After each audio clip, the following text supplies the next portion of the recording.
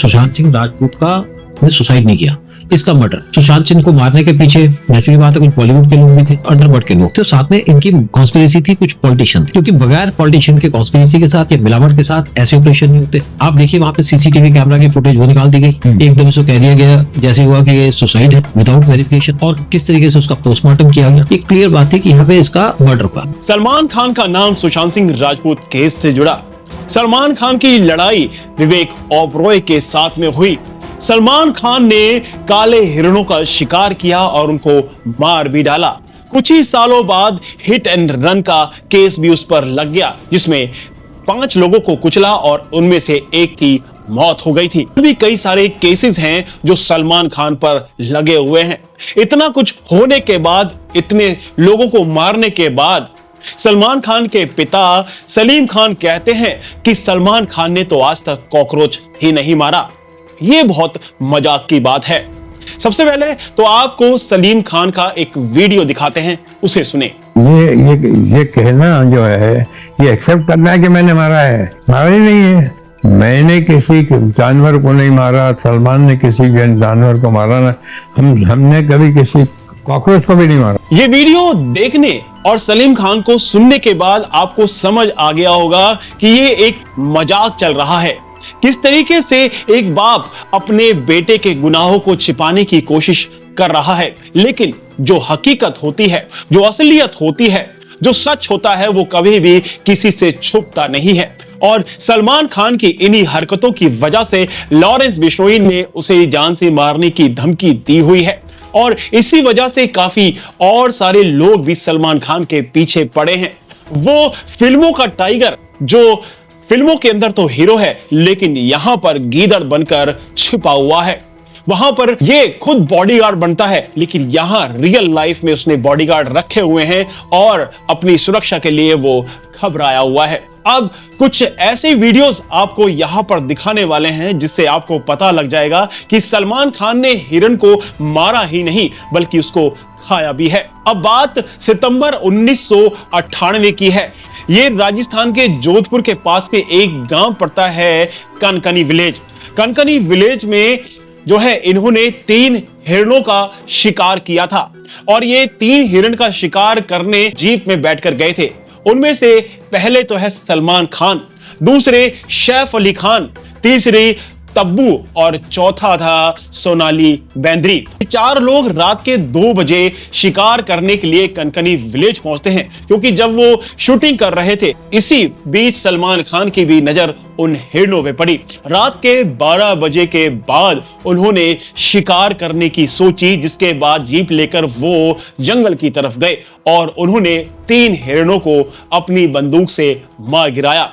उसके बाद उन्होंने एक घोड़ों के तबेले में जाकर उस हिरन को पकाया और खाया भी। और जब उन्होंने वो पकाया और हिरन को खा रहे थे, उस वक्त गांव के लोग थे, उन्होंने सलमान खान, सैफ अली खान और उसके साथ में जो और भी गुरु के लोग थे, उनको रंगे हाथ पकड़ा था। जिसके बाद उन पर कई सारी धाराएं लगी और कुछ टाइम के लिए सलमान खान को जेल भी भेजा गया था। लेकिन सलमान खान ने पूरी पावर लगा दी, पूरा पैसा लगा दिया अपने बचाव के लिए। हालांकि सलमान खान को कुछ वक्त बाद छोड़ भी दिया गया। लेकिन आपको यह भी बता दें कि जो गांव वाले हैं, उन्होंने यह भी कह दिया कि अगर 8 बजे के आसपास वो हिरन का शिकार करता और गांव वालों को पता होता, तो उस वक्त जिंदा नहीं जाता सलमान खान यहां से। अब गांव वालों ने क्या कहा, सबसे पहले तो आप वही सुन लीजिए। जिप्सी में थे वो, नहीं, उसके पिता तो कह रहे शिकार किए ही नहीं, कॉकरोच ही नहीं। अरे सरासर झूठ बोल रहे हैं वो। नहीं, यदि शिकार नहीं किया है तो सुनो सही, 8 मुकदमे उस पे लगे थे हिरण शिकार के। और घोड़ा फार्म हाउस जो मतानिया में है, वहाँ सरेआम इनको पकड़ा है ना, जहाँ इनका हिरण का मांस पकाते हुए पकड़ा है। और घोड़ा फार्म हाउस में ये दीवार के सामने हिरण टकराया गोली लगने के बाद में, और 2 इधर पड़े थे पास में, 3 हिरणों को मारा।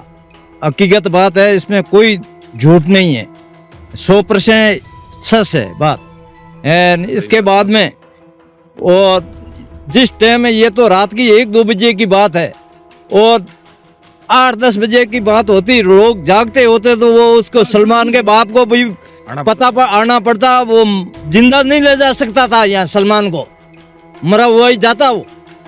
यहाँ से उसको कहने की जरूरत नहीं पड़ती कि सलमान को झूठा फंसा रहा है। वो उसको जिसका रात का 1-2 बजे का टाइम ने हम सब लोग सो रहे थे, गोली की आवाज से जगे थे।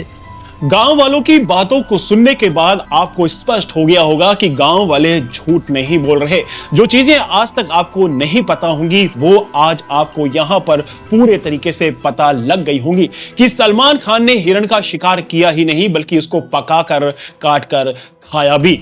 तो आप समझ सकते हैं कि सलमान खान कितना बड़ा दरिंदा है, कैसे कैसे वो कृतज्ञ कर सकता है, उसको किसी का डर नहीं है। लेकिन गांव वालों ने यह भी कहा कि अगर 8 बजे के आसपास ऐसा कुछ होता और गांव वाले उस वक्त जागे होते तो उसी वक्त सलमान खान की बलि वहीं पर चढ़ा दी गई होती और सलमान खान यहां से जिंदा मुंबई नहीं जाता। अब जिस तरीके से सलीम खान ने कहा है कि मेरा बेटा कॉकरोच नहीं मार सकता, ये तो 1998 का केस था जो मैंने आपको बताया, जिस वक्त हिरण का शिकार किया गया था। लेकिन 28 सितंबर 2002 को एक लैंड क्रूजर गाड़ी चला रहे थे सलमान खान, और जब वो गाड़ी चला रहे थे वो पूरे तरीके से ड्रंक थे, यानी कि उसने पूरे तरीके से शराब पी हुई थी और वो नशे में पूरे तरीके से धुत था। जिसके बाद सलमान खान ने फुटपाथ पर गाड़ी चला दी और उस फुटपाथ पर कुछ लोग सोए हुए थे, जिनमें से 5 लोगों को सलमान खान ने अपनी गाड़ी से कुचल दिया था। उनमें से एक की मौत भी हो गई थी।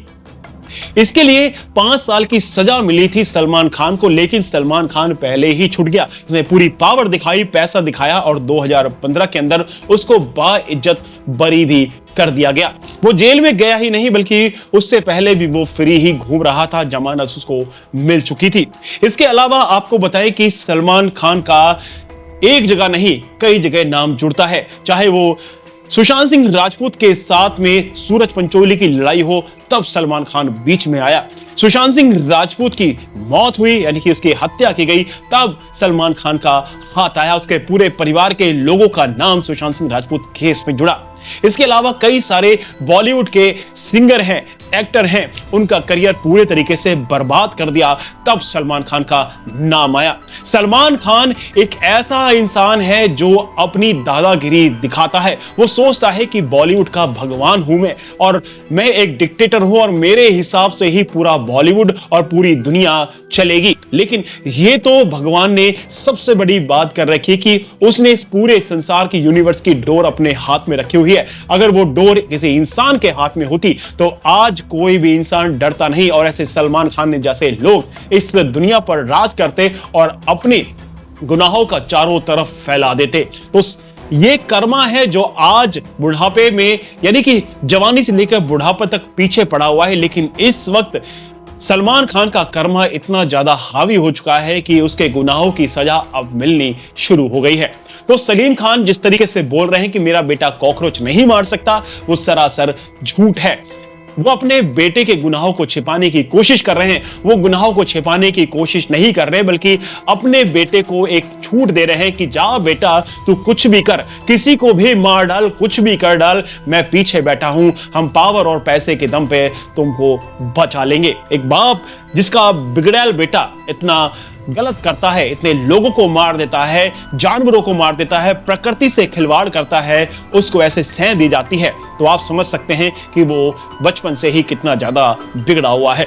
फिलहाल तो इस वीडियो में इतना ही, लेकिन ऐसे लोगों पर लगाम लगानी बहुत ज्यादा जरूरी है, क्योंकि ऐसे लोगों पर लगाम कसी जाएगी तभी ऐसे लोग काबू आ सकते हैं, क्योंकि इस चीज में आप सभी लोगों का साथ होना भी बहुत ज्यादा जरूरी है। ऐसे लोग जिनको आप हीरो समझते हैं, जिनको आप अपने सर पर बैठाते हैं और अपने कान के अंदर मुतवाते हैं, इसी वजह से ये लोग आप सभी लोगों पर जो है राज करते हैं। ऐसे लोगों की समय पर ही धुलाई कर देनी चाहिए, ऐसे लोगों के गुनाहों को माफ नहीं करना चाहिए, क्योंकि ये लोग आगे जाकर और भी बड़े बदमाश और भी बड़े खूंखार हो जाते हैं। फिलहाल तो इस वीडियो में इतना ही, लेकिन आपको क्या लगता है कि लॉरेंस बिश्नोई जो कर रहा है वो देशभक्ति का काम कर रहा है? क्या आपको लगता है कि लॉरेंस बिश्नोई ने जो सलमान खान को धमकी दी है क्या वो सही दी है?